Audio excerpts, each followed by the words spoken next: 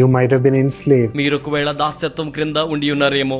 Under people who might have oppressed you. మిమ్మును అణచివేతకు గురి చేస్తున్న వారి క్రింద ఉన్నట్టుగా మీరు ఉన్నారేమో. You might have been subjugated to such positions and titles to be under oppressors. అణచివేసే వారి క్రింద ఉంచబడి ఆ రీతిగా పిలువబడుతూ బాధించబడుతూ ఉండి ఉన్నారేమో. And the people might have shamed you. ప్రజలు ఒకవేళ మిమ్మును అవమానించిన వారుగా ఉన్నారేమో. A group of people might have tortured you constantly and you might had to bear it. ఒక సమూహం ప్రజలు మిమ్మును హింసిస్తూ ఉంటే దానిని మీరు భరించవలసిన స్థితిలో మీరు ఉండి ఉన్నారేమో.